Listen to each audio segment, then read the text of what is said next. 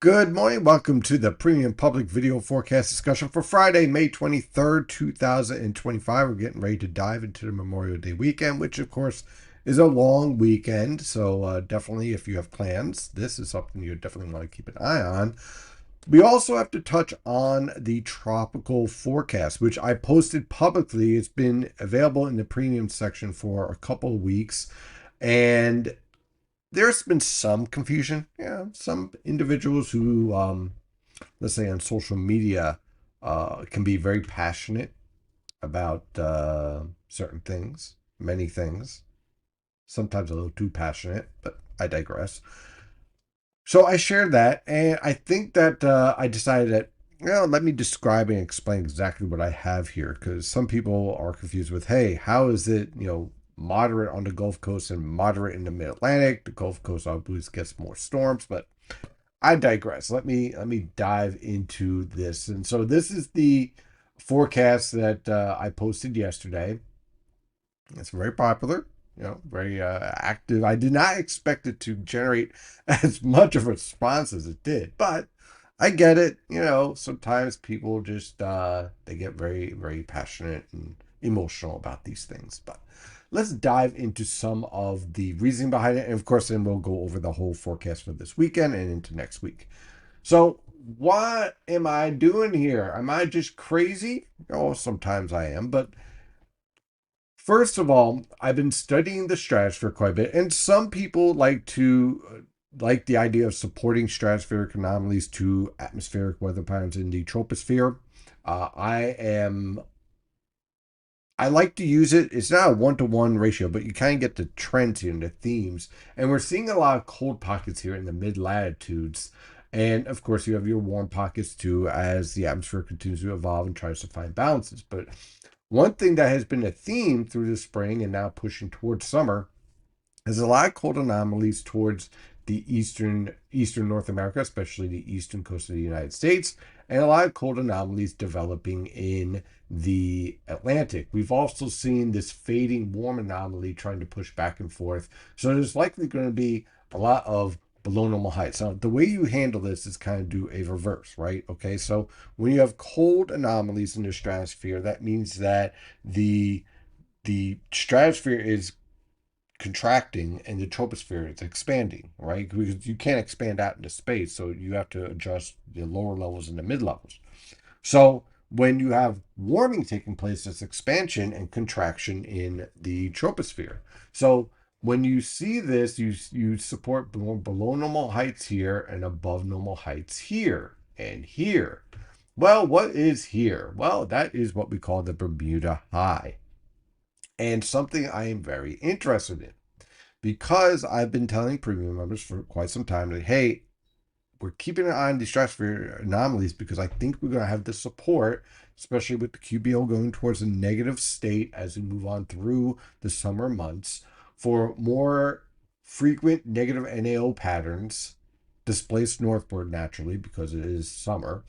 And that's going to feed the potential for strong Western Atlantic ridges, which when you get some enhancement via the stratosphere, and things can get pretty interesting. So there's that factor. The other factor is taking a look at the sea surface temperatures.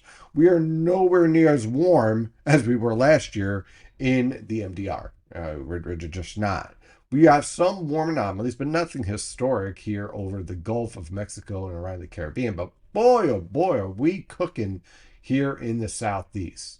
So this signal here kind of catches my eye. So let's add some of the combinations here. We have building support for stratospheric support of a Western Atlantic ridge, and we have a focus of very warm temperature anomalies, water temperature anomalies in the Western Atlantic. And when you have a lot of these warm anomalies and you get these storm cold fronts, well, things can start to get a little interesting.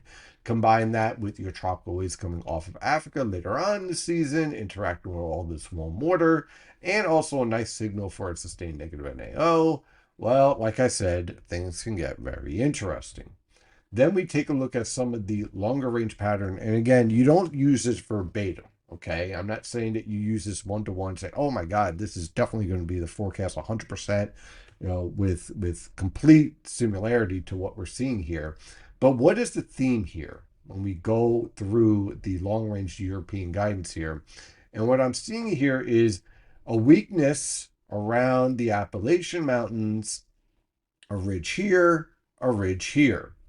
Now, again, you don't take this verbatim, but if you have a weakness here and you have building heights here and here, well, that's going to lead to a nice southwesterly flow coming right up the East Coast. You get stalling cold fronts. This is actually going to lead to a far more humid summer. Better potential for your 80s and 90s with dew points in the 60s and 70s. So yeah, not the best conditions outside for comfortability unless you like that, walking around in the sauna all the time. But this also opens up the potential where, okay, we have very warm water here. We have the signal here. You get some tropical waves. You get a stalling cold front or a mid level short wave developing subtropical lows, tropical lows, and yeah, maybe an occasional hurricane here and there. Well, this could all lead to a focus here with remnant precipitation up here. So why not so much the Gulf Coast? Well, I'm not saying they won't see any, but I think that the focus, given all the warm water and the way the pattern is going to be evolving, is going to be here. Now, I know that there's statistical analysis. You can zero it down like, hey, there's only one hurricane that impacted Georgia over the past X amount of years. Yes, but remember, we're dealing with tropical impacts. So that could be tropical depression, subtropical lows, tropical storms, and yes, hurricanes or the remnants of hurricanes. So what I have here and what I am trying to share to all of my subscribers as well, to get them prepared well ahead of all you guys watching here for free, is that, hey, look, obviously there's going to be a moderate chance for impacts here along the Gulf Coast, especially the central and western Gulf Coast. But my high focus is here. Why? Western Atlantic Ridge is going to be dominant. Cold front's going to stall out. You're going to have a lot of pesky short waves and a lot of interaction here. Tropical depression, tropical storms. Again, highest threat for tropical impacts, not hurricane impacts, tropical impacts.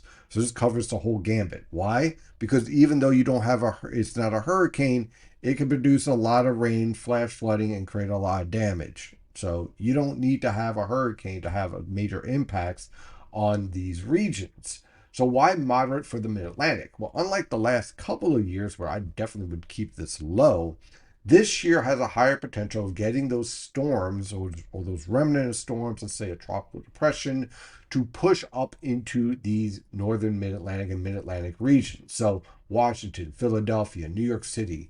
Again, I'm not saying that there's going to be a hurricane, but you should probably be prepared for the potential for some heavier rainfall, some flash flooding potential, tropical impacts. Have everything protected in your homes, have the proper insurance, have the proper supplies. You get it.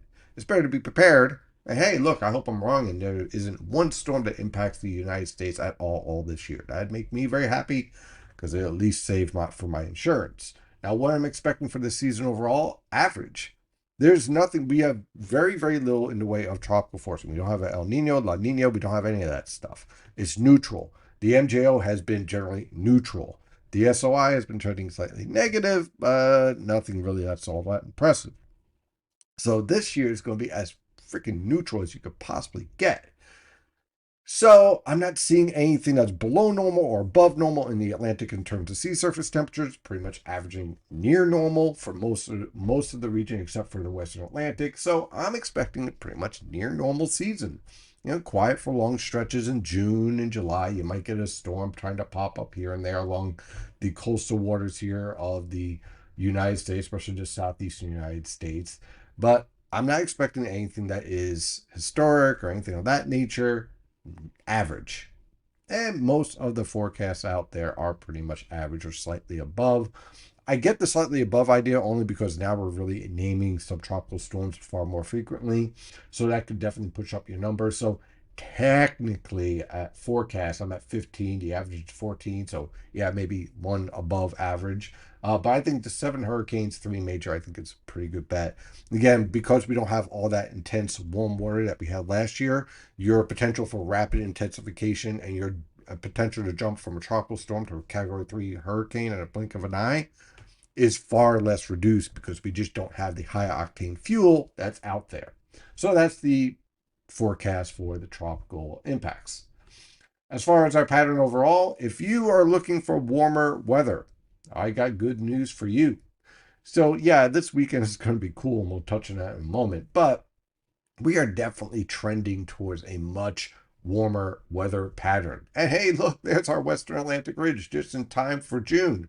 And look what it's trying to do. It's trying to build in towards the East Coast, and we're getting more of a displacement of our polar jet stream further north.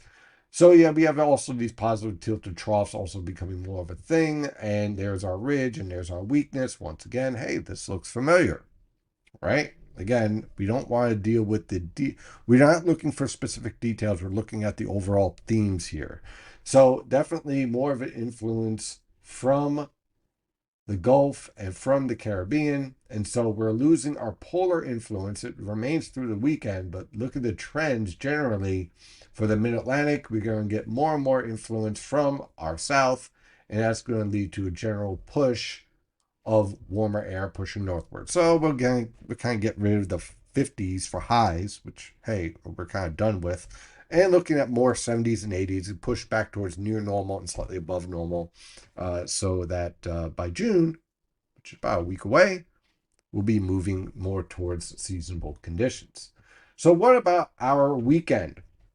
Well, currently right now we have a nice little occluded front. That's what this signal here, but it's falling apart. It's weakening. And we have other troughs swinging on through as our upper level low starts taking control.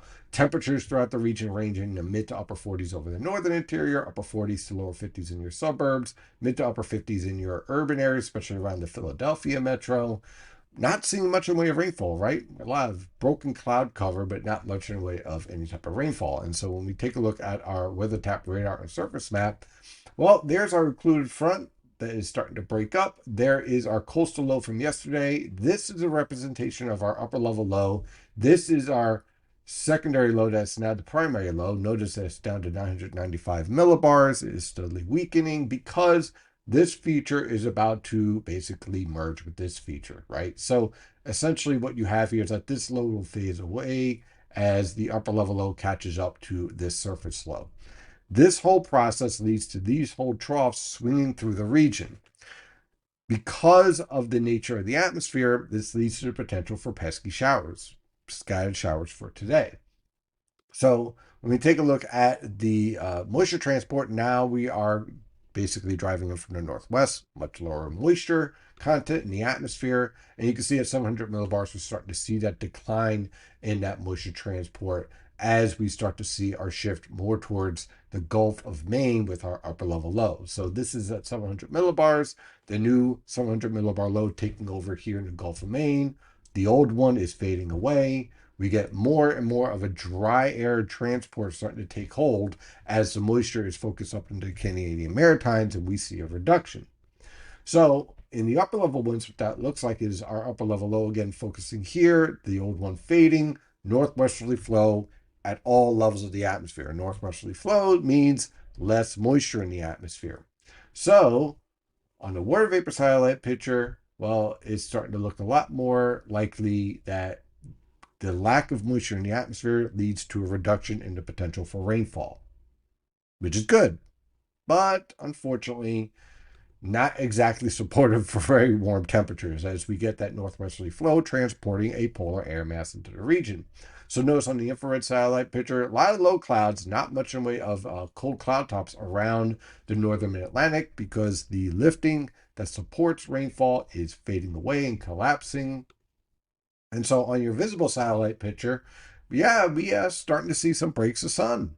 So as we move forward through the next couple of days, this satellite picture will feature more and more of a cloud pattern, kind of like what we're seeing back here. Broken cloud cover, mix of sun and clouds, not a washout, but certainly some fun here and there if you plan on going out out to do barbecue or something, probably not the best conditions for tanning or anything or beach like weather. So let me explain why. So when we take a look at our 500 millibar pattern over the next 98 days, there is our upper level low gradually pushing to the east, heading towards the Canadian Maritimes. And while that's happening, notice we're seeing all these kind of short waves dropping on through the region. See that also here at the mid levels. Okay, so we have short waves dropping on through, so that leads to lifting in the atmosphere.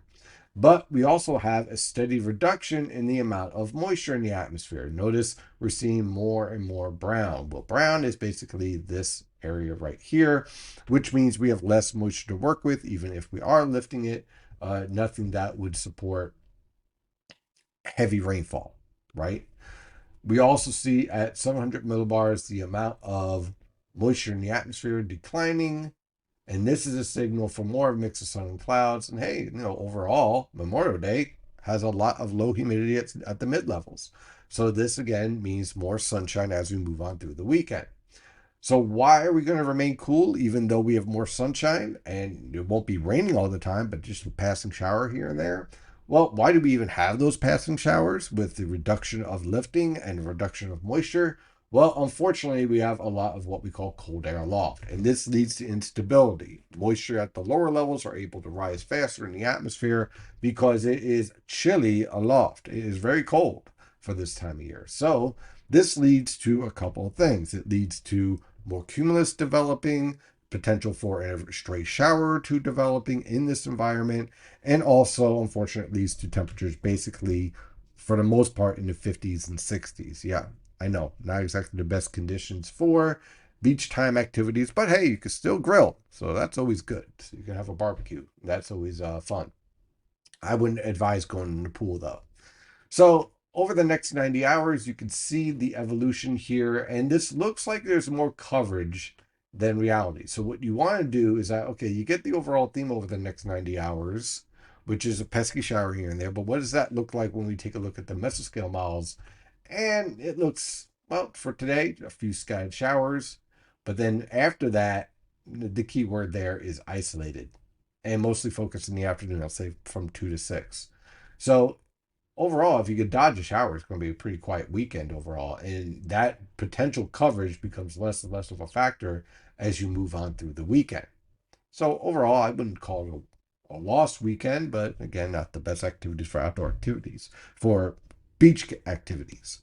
So for today, scattered showers a threat. Other than that, mix of sun and clouds. Look for high temperatures in the mid to upper 50s over the northern interior, upper 50s to lower 60s along the coast, lower to mid 60s in the Delaware River Valley.